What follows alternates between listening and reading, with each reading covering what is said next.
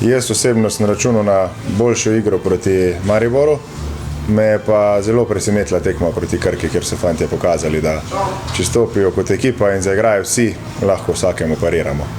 Zdaj, načeloma nimamo nekih izvrstnih posameznikov, imamo pa zelo homogeno ekipo, širok kader, kjer lahko menjam praktično na vsaki tekmi in je situacija taka, da pač dejansko mora cela ekipa igrati, če hočemo mi rezultate dosegati.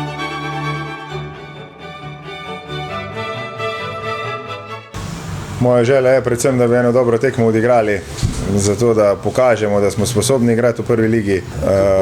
Poznamo jih, smo že igrali z njimi na turnirju v Italiji, smo dobili tudi posnetke od njih od prejšnjih krogov.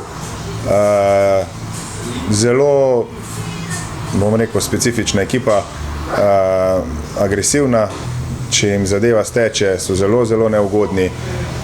Je pa res tudi, da se jim pojavlja še neka neuigranost s temi novimi igralci in s tem posledično tudi veliko napak.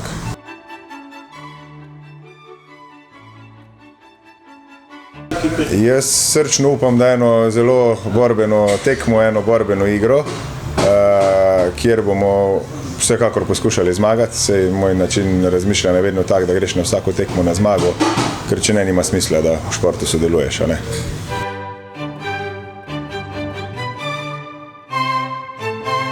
Upam osebno, da jih bilo več kot na prvi tekmi.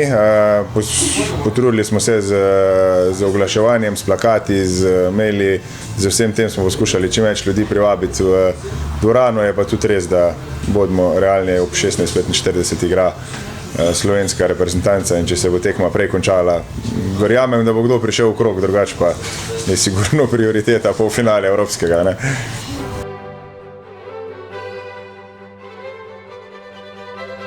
Načeloma je v redu, vsi so zdravi, dobro smo fizično pripravljeni. Težek ritem tekem je zdaj pred nami v tem mesecu oktobru, ker je praktično 9 tekem v teh 4 tednih in pol. In zaenkrat še zadeva gre, ampak imamo dejansko sobota, sreda, ves čas tekme, tako da poskušamo uskladiti treninge in tekme na eni taki normalni ravni, da ne bi bilo poškodb.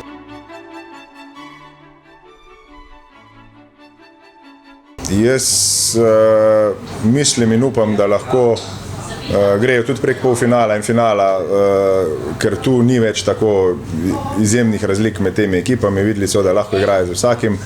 Jaz sem tudi prvoščim, poznam večino fantov v reprezentanci, z nekaterimi sem tudi igral in bom res navijal za njih, da jim uspe.